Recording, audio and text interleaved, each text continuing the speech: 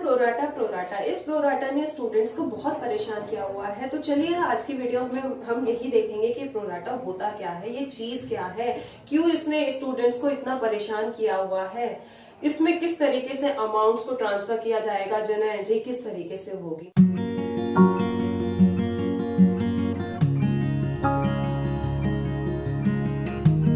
Big hello to all of you, welcome back to my channel. फिर से मैं आ गई हूँ आपके लिए एक नई वीडियो लेकर। तो आज की वीडियो में हम ये देखेंगे कि प्रोराटा नाम की चीज क्या है और क्यों ये बच्चों को इतना डराती है। ठीक है, एज ए टीचर मुझे हमेशा ये रिक्वेस्ट आती है कि मैम ये प्रोराटा को किस तरीके से आप इजी कर सकते हो, प्लीज इसे इजी कर दो ना। तो आज की वीडियो में पूरी कोशिश करूंगी कि आपको ये प्रोराटा बहुत ही इजी लगे। प्रोराटा को समझने से पहले मैं आपको बताना चाहूंगी कि ये ओवर सब्सक्रिप्शन का केस क्या होता है, क्योंकि प्रोराटा उसी के अंदर आता है। तो आज आप मेरे पीछे देख रहे होंगे बोर्ड पर कि आज हम करने वाले हैं ओवर सब्सक्रिप्शन के टॉपिक के बारे में, जिसके अंदर ही प्रोराटा आता है। ठीक है, तो पहले समझते हैं कि ओवर सब्सक्रिप्शन होता क्या है। जैसे मैं आपको शेयर्स के बारे में पहले ही बता चुकी हूं, अगर आप शेयर्स के बारे में कुछ नहीं जानते हैं अच्छी तरीके से तो आप मेरी प्रीवियस वीडियोस को देख सकते हैं कि शेयर्स होते क्या हैं, अंडर सब्सक्रिप्शन और ओवर सब्सक्रिप्शन किसे कहते हैं, एक्चुअल में सब्सक्रिप्शन क्या होता है, वो समझने के लिए पहले आपको प्रीवियस वीडियो देखनी पड़ेगी, तो आपको बेटर तरीके से समझ में आएगा। तो ओवर सब्सक्रिप्शन क्या होता है, जिस तरीके से ये कंपनी, कोई भी कंपनी अगर शेयर्स को इश्यू करती है, अगर पब्लिक उससे ज्यादा के लिए अप्लाई करते हैं तो उसे कहते हैं ओवर सब्सक्रिप्शन का केस। जैसे आपको मैं इसको समझने के लिए एक एग्जांपल दूंगी। तो एक एग्जांपल में मान लेते हैं कि एक XYZ कंपनी है जिसने अपने शेयर्स के लिए मान लेते हैं 10,000 शेयर इशू किया, पब्लिक को इनवाइट किया 10,000 शेयर्स के लिए। लेकिन क्योंकि वो कंपनी काफी फेमस है और उनके शेयर्स के जो रिटर्न है वो ज्यादा मिलते हैं, तो पब्लिक उनमें इंटरेस्टेड है ज्यादा से ज्यादा इन्वेस्ट करने के लिए। तो वो क्या करेंगी कि पब्लिक 10,000 से अबव के लिए अप्लाई करेगी, तो उसे कहते हैं ओवर सब्सक्रिप्शन का केस। तो जितना कंपनी ने ऑफर किया, यानी कि 10,000 ऑफर किया और पब्लिक ने उससे ज्यादा अप्लाई किया यानी सब्सक्राइब किया, तो उसे कहते हैं ओवर सब्सक्रिप्शन का केस। तो ज्यादा सब्सक्राइब करने को हम ऐसा मान लेते हैं कि पब्लिक ने 15,000 के लिए अप्लाई कर लिया, कंपनी ने ऑफर किया 10,000 और पब्लिक ने अप्लाई किया 15,000 के लिए। तो 10,000 और 15,000 को जब आप कंपेयर करोगे तो 5,000 से ये एक्सेस हो गया, जिसे हम कहते हैं ओवर सब्सक्रिप्शन का केस। ठीक है, अब बेटर आपको समझ में आ रहा होगा ओवर सब्सक्रिप्शन क्या है, क्योंकि इसके बेसिक को समझना जरूरी है, उसी के अकॉर्डिंग एंट्री भी आपको इजीली समझ में आ जाएगी। तो ये हो गया ओवर सब्सक्रिप्शन। जैसे आप देख रहे हैं number of share applied, apply कौन करता है, जो पब्लिक होते हैं जिनको इनवाइट किया गया है। तो number of share applied is greater than number of share offered, offer कौन करता है, कंपनी। तो जितनी कंपनी ने ऑफर किया पब्लिक ने उससे ज्यादा के लिए अप्लाई कर लिया, वो आपका हो गया ओवर सब्सक्रिप्शन का केस। जैसे कि मैंने आपको एग्जांपल दिया था, अगर पब्लिक ने 15,000 के लिए अप्लाई किया है और वो ग्रेटर देन है, कंपनी ने ऑफर किया 10,000 के लिए, तो 10,000 और 15,000 को जब आप कंपेयर करोगे तो 5,000 से ज्यादा पब्लिक ने अप्लाई कर लिया है, तो ये कहलाएगा आपका ओवर सब्सक्रिप्शन। अब आपको ओवर सब्सक्रिप्शन में एक चीज याद रखनी पड़ेगी कि कंपनी का ना एक रूल और रेगुलेशन होते हैं। ठीक है, तो अगर ये तो हमारे लिए अच्छी बात है, अगर मैं कंपनी के पॉइंट ऑफ व्यू से देखूं तो ज्यादा से ज्यादा लोग मेरे शेयर्स में इन्वेस्ट करना चाहते हैं, मेरे लिए बहुत अच्छी बात है। लेकिन कंपनी की जो रूल और रेगुलेशन होते हैं वो ये कहते हैं कि जितना आपने ऑफर किया है उससे ज्यादा आप शेयर में इन्वेस्ट नहीं करा सकते, क्योंकि आपको मालूम है ऑथराइज कैपिटल क्या कहती है, वो मैक्सिमम अमाउंट होता है जो हम शेयर कैपिटल के थ्रू रिसीव करेंगे, उससे ज्यादा आप रिसीव नहीं कर सकते। ये बात आपको याद होगी। अगर आपको ये बात याद नहीं है तो आप मेरी प्रीवियस वीडियो देखो, क्योंकि मैक्सिमम अमाउंट ऑथराइज कैपिटल से आपको पता चलता है, उससे ज्यादा आप नहीं कर सकते। ठीक है, तो ये नोट में आपको याद रखना है कि company can not allot share more than number of share offered for subscription. जितना कंपनी ने ऑफर किया सब्सक्रिप्शन के लिए उससे ज्यादा वो अलॉट नहीं कर सकती। इसका मतलब ये है कि अगर मैं इस एग्जांपल को लूं तो अगर लोगों ने 15,000 के लिए अप्लाई किया है तो मैं उसे 15,000 के लिए अलॉट नहीं कर सकती, मैं उन्हें शेयर्स नहीं दे सकती 15,000 के लिए। मैं सिर्फ कितना दूंगी, 10,000 के लिए, क्योंकि मैंने जो ऑफर किया है मेरे पास उतनी ही लिमिट है। ठीक है, लेकिन जो ये 5000 एक्स्ट्रा आया है वो कंपनी के ऊपर डिपेंड करता है कि वो उसे अलॉटमेंट पे या कॉल्स पे एडजस्ट कर सकती है। एडजस्टमेंट तो हर जगह चलती है, ये तो हमारी रियल लाइफ में भी है, तो कंपनी भी एडजस्टमेंट कर लेती है। वो ज्यादा शेयर अलॉट नहीं कर सकती, लेकिन जो 5000 एक्स्ट्रा शेयर्स के लिए सब्सक्रिप्शन आया है उसको हम अलॉटमेंट और कॉल्स पर एडजस्ट कर सकते हैं। तो वो एडजस्ट कैसे करेंगे वही आपका कहलाता है प्रोराटा। ठीक है, तो वो समझते हैं। उससे पहले कुछ चीजें अब देखो, जो यहाँ पे बात हो रही है ना एडजस्ट करने की, उसी को हम 3 अल्टरनेटिव के थ्रू एडजस्ट कर सकते हैं। ठीक है, तो उसी को हम कहते हैं प्रोराटा। तो प्रोराटा में आपका बेसिकली 3 अल्टरनेटिव आते हैं। अब उन तीनों अल्टरनेटिव में से कंपनी कौन सा ऑप्ट करती है वो उनके ऊपर डिपेंड करता है। ठीक है, तो फर्स्ट अल्टरनेटिव क्या कहता है, rejection of excess application. Means कि जो भी एक्सेस एप्लीकेशन आया है, जैसे यहाँ पे एग्जांपल है 15,000 10,000 को आप कंपेयर करोगे तो एक्सेस एप्लीकेशन कितना हो गया 5,000। तो फर्स्ट अल्टरनेटिव ये कहता है कि अगर कंपनी के रूल और रेगुलेशन में इस बार ऐसा नहीं है तो वो क्या करेगी, जो भी एक्सेस एप्लीकेशन आया है उसको पूरी तरीके से रिजेक्ट कर देगी।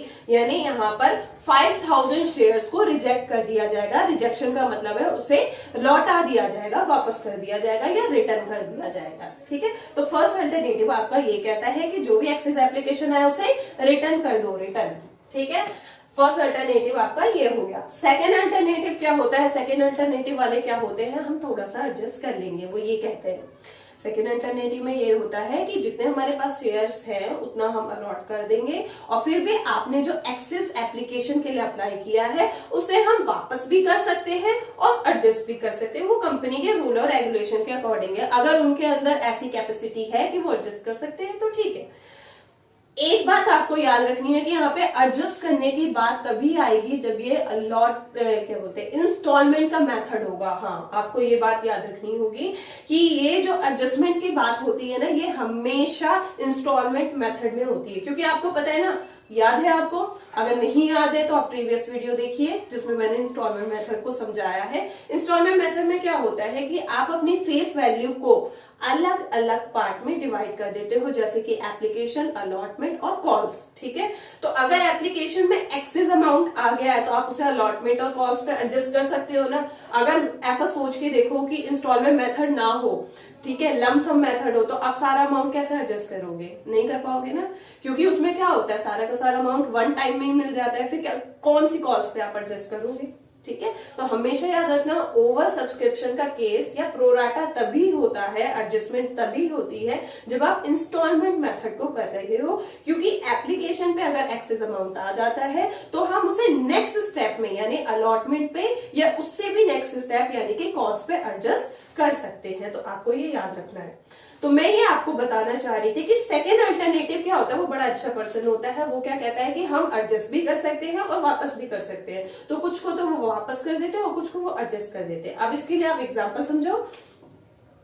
जैसे मान लेते हैं कि 50,000 और 70,000 की बात हो रही है। समझ में आया? ये है पब्लिक को सब्सक्राइब करने के लिए किया गया है, यानी पब्लिक को ऑफर किया गया है 50,000 शेयर्स के लिए, लेकिन पब्लिक ने अप्लाई किया 70,000 के लिए। जैसे ये ऑफर किया गया है और ये अप्लाइड हुआ है।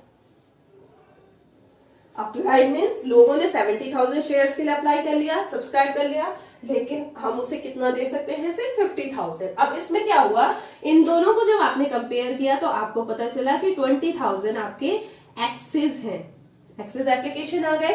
तो इसमें से इस 20,000 में से हम क्या करेंगे, इसको अलॉटमेंट पे एडजस्ट कर देंगे। ठीक है, अलॉटमेंट पे एडजस्ट करने के बाद भी अगर अमाउंट आपका बच रहा होगा तो उसे कॉल्स पे भी एडजस्ट कर देंगे। वो क्वेश्चन आपको मेंशन करेगा कि उसे कॉल्स पे एडजस्ट करना है या नहीं करना है। ठीक है, और अगर कॉल्स पे एडजस्ट करने के बाद भी अगर पैसे बच रहे हैं तो हम उसे क्या कर देंगे, रिजेक्ट कर देंगे, क्योंकि हमारी फेस वैल्यू तो कंप्लीट हो चुकी है। हमारी का मतलब है कि मैं कंपनी के पॉइंट ऑफ व्यू से आपको समझाना चाह रही हूँ कि कंपनी की जो फेस वैल्यू अगर कंप्लीट हो जाती है एक्सेस अमाउंट से, उसके बाद भी अगर पैसे बच रहे हो तब जाके हम उसे वापस कर देते हैं, क्योंकि उससे ज्यादा तो हम रख नहीं सकते ना। यहाँ पे बोला गया है कि हम जितना हमारे पास है शेयर ऑफर करने के लिए, उससे ज्यादा तो हम रख भी नहीं सकते। तो आप क्या करोगे, एप्लीकेशन पे जो एक्सेस अमाउंट आया उसको एडजस्ट कर दोगे अलॉटमेंट पे एडजस्ट करने के बाद भी अगर बच रहा है तो उसे कॉल्स पे एडजस्ट कर दोगे, और कॉल्स पे एडजस्ट करने के बाद भी अगर एक्स्ट्रा बच रहा है तो आप उसे वापस कर दोगे, रिटर्न कर दोगे। तो ये हो गया आपका सेकेंड अल्टरनेटिव। सेकेंड अल्टरनेटिव क्या करता है, रिजेक्ट भी करता है और एडजस्ट भी करता है, ठीक है, क्योंकि इससे रिलेटेड बहुत क्वेश्चन आते हैं तो ये इंपॉर्टेंट है। अब आ जाते हैं थर्ड अल्टरनेटिव। थर्ड अल्टरनेटिव क्या होता है, थोड़ा सा बच्चों को ये क्या लगता है, टफ लगता है, क्योंकि थर्ड अल्टरनेटिव से ज्यादातर क्वेश्चन आते हैं बोर्ड में, फाइनल बोर्ड जो आपका होगा उसमें ज्यादातर क्वेश्चन आते हैं थर्ड अल्टरनेटिव। थर्ड अल्टरनेटिव क्या करता है, वो फर्स्ट वाले को भी यूज करता है, यानी जो रिजेक्शन की बात करते हैं कि जो भी एक्सेस आए उसको रिजेक्ट कर दो। सेकेंड अल्टरनेटिव क्या करता है, एडजस्ट भी करता है और रिजेक्ट भी करता है। तो थर्ड अल्टरनेटिव इन दोनों का सम अप होता है, ठीक है, इन दोनों का सम अप, यानी कि थर्ड अल्टरनेटिव में हम कुछ को तो देंगे, कुछ को एडजस्ट करेंगे और कुछ को वापस कर देंगे, ठीक है। उसको बेटर तरीके से समझने के लिए मैंने आपको यहाँ पे 3 पॉइंट्स लिखे हैं, आपके लिए देख लेते हैं। जैसे यहाँ पे लिखा है full allotment to some applicants, मतलब कुछ एप्लीकेंट्स मतलब जो आपके शेयर होल्डर हैं, जो आपके शेयर में इन्वेस्ट करने के लिए इंटरेस्टेड है। तो कुछ एप्लीकेंट्स को आप पूरा का पूरा दे देते हो, जैसे कि मान लेते हैं, जैसे मान लो 40,000 ऐसे एप्लीकेंट्स हैं जिसे हमने 40,000 ही शेयर अलॉट कर दिए, तो ये फुल हो गया, full allotment to some applicants, ठीक है। उसके बाद पार्शियल अलॉटमेंट टू अदर्स, जो बाकी बचे उनको हम पार्शियल ही दे पा रहे हैं, क्योंकि हमारे पास उतने शेयर्स है नहीं ना। तो इसमें हम क्या कर रहे हैं, जैसे मान लो 50,000 वाले शेयर होल्डर को हम सिर्फ 20,000 दे रहे हैं, ये हो गया पार्शियल। यहाँ पे हम 40,000 वाले को पूरे 40,000 दे रहे हैं, यानी फुल दे रहे हैं, लेकिन यहाँ पे हम पार्शियल दे रहे हैं, 50,000 वाले को सिर्फ 20,000 दे रहे हैं, ठीक है। और कुछ एप्लीकेंट्स ऐसे होते हैं जैसे नो अलॉटमेंट टू अदर्स, बाकी जो बचे उनको कुछ नहीं दे रहे, तो 2,000 वाले को हमने नील दिया, नील का मतलब है रिजेक्ट कर दिया, ये हो गया। अब आप इसको ठीक से समझो, ये आपका समझने के लिए बहुत इंपॉर्टेंट है कि कुछ एप्लीकेंट्स ऐसे हैं जिनको हमने फुल दे दिया, कुछ एप्लीकेंट्स ऐसे हैं जिनको हमने पार्शियल दे दिया, कुछ को दे दिया कुछ को नहीं दिया, और कुछ ऐसे हैं जिनको बिल्कुल भी नहीं दिया। तो ये वाला जो अल्टरनेटिव आपको नजर आ रहा है ना, ये सेकेंड वाला है, जिसमें से आप देखो ना खुद ही 50,000 वाले को सिर्फ हम 20,000 ही अलॉट कर सकते हैं, तो बाकी बजट 30,000 उसका क्या करेंगे, तो उसे हम अलॉटमेंट पे और कॉल्स पे एडजस्ट करेंगे, ठीक है। और 2,000 वाले को तो भाई हमने साफ ही साफ बोल दिया कि हम आपको नहीं दे सकते, तो आप रिजेक्ट हो जाओ, हमारे शेयर्स में हम आपको नहीं दे सकते, ठीक है, इस तरीके से। तो ये वाला जो थर्ड अल्टरनेटिव है आपके बोर्ड के पॉइंट ऑफ व्यू से बहुत ही इंपॉर्टेंट है, और आपको ये याद रखना है कि ये तीनों जो हैं ये इन दोनों का सम अप है, ठीक है। अगर आपको ये वीडियो एक बार में नहीं समझ आती, मुझे पता है ये टॉपिक बहुत इंपॉर्टेंट है और टफ भी है, ठीक है। टफ उनके लिए है जो ठीक से नहीं समझते हैं। अगर आपने ठीक से समझना है तो आप बार बार इस वीडियो को देखिए, ताकि आपको ये बेटर तरीके से समझ में आ जाए, ठीक है। उसके बाद है ये आपके हो गए। अब देखो इसमें आपको एक चीज ध्यान देनी है, मुझे यहाँ पे नजर आ रहा है 40, 50 और 2, यानी कि 92,000 है, 40 to 60 यानी ये 60,000 है। इसका मतलब इस क्वेश्चन में क्या है, जो मैंने एक एग्जांपल कंसीडर किया है उसमें यह है कि पब्लिक ने 92,000 के लिए अप्लाई किया, लेकिन कंपनी सिर्फ 60,000 ही अलॉट कर सकती है, उससे ज्यादा वो अलॉट नहीं कर सकती। लेकिन जब हम प्रोराटा करेंगे तो प्रोराटा किस पे बनेगा, 50,000 और 20,000 वाले पे, इस पे प्रोराटा नहीं होगा। प्रोराटा तभी होता है जब एडजस्टमेंट की बात आती है। आप खुद ही देखिए यहाँ पे एडजस्टमेंट की कोई जरूरत नहीं है।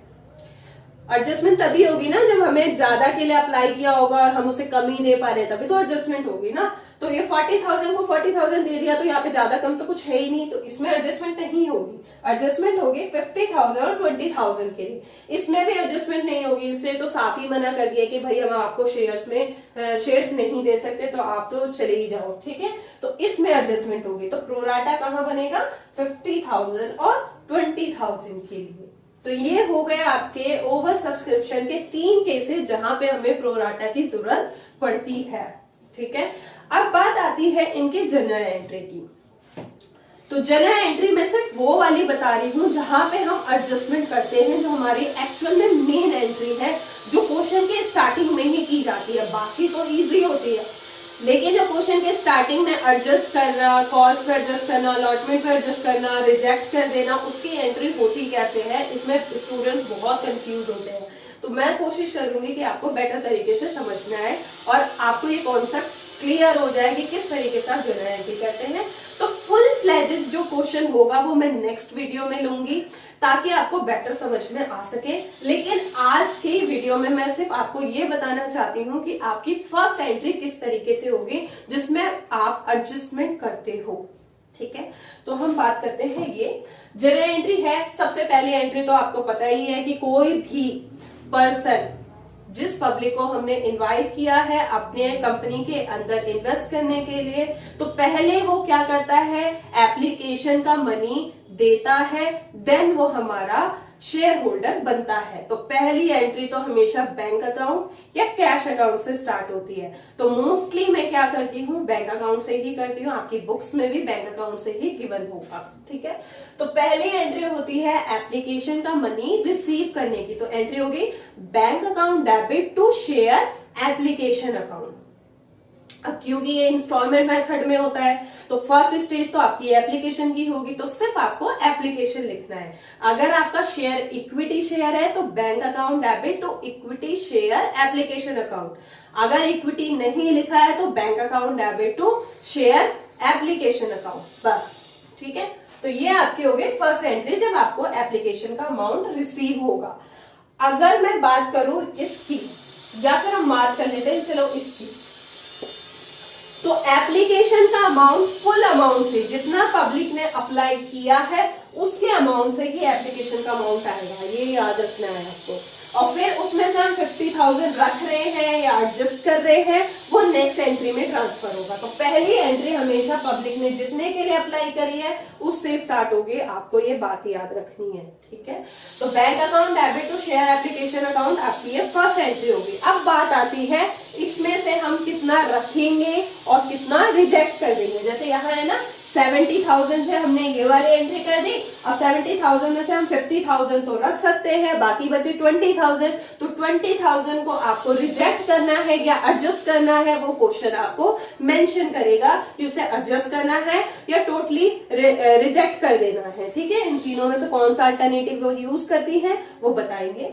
तो अगर आपको जितने रखने हैं, क्योंकि जब भी हम अपनी एप्लीकेशन का अमाउंट शेयर कैपिटल में ट्रांसफर करते हैं तो वो इस बात पर डिपेंड करेगा कि आपने कितने शेयर अलॉट किए हैं या आपने पब्लिक को कितने शेयर के लिए ऑफर किया है। तो इस क्वेश्चन में क्या था कि आपने 50,000 के लिए ऑफर किया था, तो 50,000 आप शेयर कैपिटल में ट्रांसफर करोगे। नेक्स्ट एंट्री आपकी क्या होती है, एप्लीकेशन के अमाउंट को शेयर कैपिटल में ट्रांसफर करने की एंट्री होती है।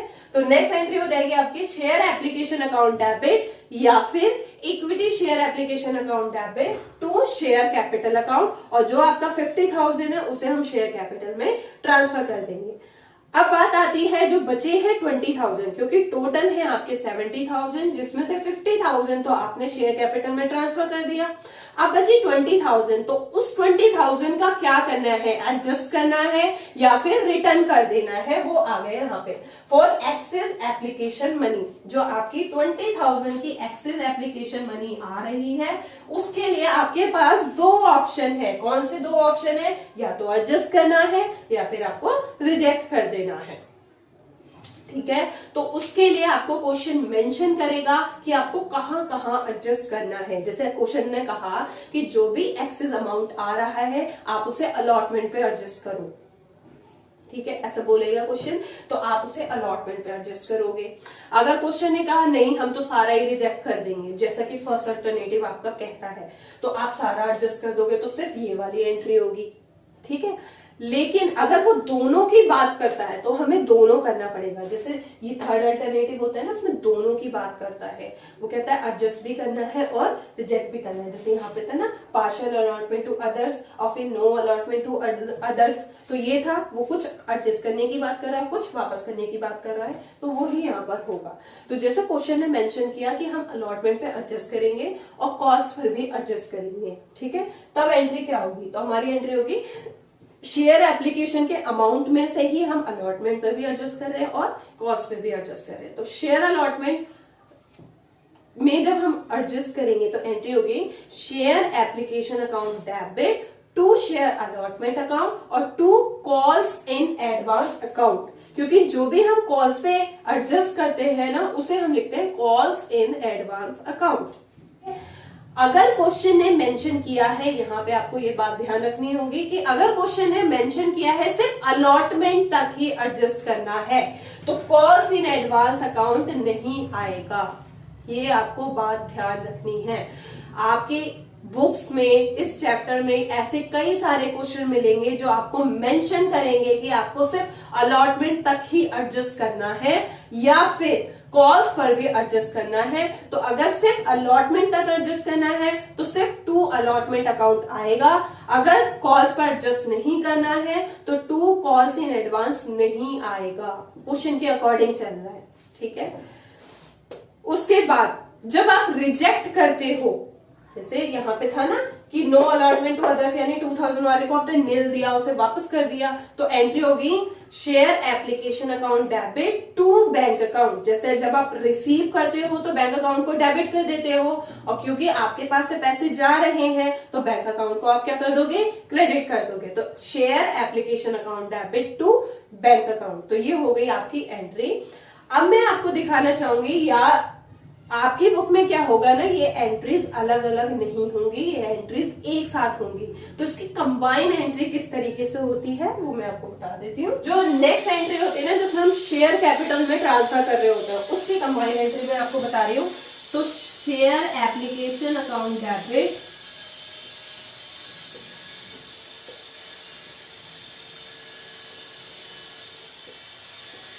To share capital account. Application में कितना अमाउंट आएगा? जितना पब्लिक ने अप्लाई किया है, यानी अगर उन्होंने 70,000 के लिए अप्लाई किया है तो एप्लीकेशन अकाउंट डेबिट में पूरे 70,000 आएंगे। शेयर कैपिटल में आप कितना ट्रांसफर कर सकते हो? जितना कंपनी ने ऑफर किया है, तो कंपनी ने कितने ऑफर किए थे? 50,000 के लिए, तो शेयर कैपिटल में आप ट्रांसफर कर दोगे 50,000। उसके बाद अलॉटमेंट पे एडजस्ट करना है तो टू शेयर अलॉटमेंट अकाउंट। वो डिपेंड करेगा कि अलॉटमेंट का फेस वैल्यू कितनी गिवन है। क्वेश्चन में गिवन होता है ना, जैसे एप्लीकेशन 3 रुपए का है, अलॉटमेंट 4 रुपीज का है, कॉल 5 रुपीज के, इस तरीके से। तो क्वेश्चन पे डिपेंड करेगा, उसके अकॉर्डिंग हम अलॉटमेंट पे एडजस्ट कर देंगे, ठीक है। तो जो हमारा 20,000 एक्स्ट्रा बच रहा है, उसके अकॉर्डिंग हम अलॉटमेंट पे एडजस्ट कर देंगे, ठीक है। अगर उन्होंने कहा है कि आपको कॉल्स पर भी एडजस्ट करना है, तो कॉल्स पे एडजस्ट करने के लिए आ जाएगा to calls in advance account. Calls पे एडजस्ट कर दिया। आपको first call, second call, final call नहीं लिखना है, आपको लिखना है टू कॉल्स इन एडवांस।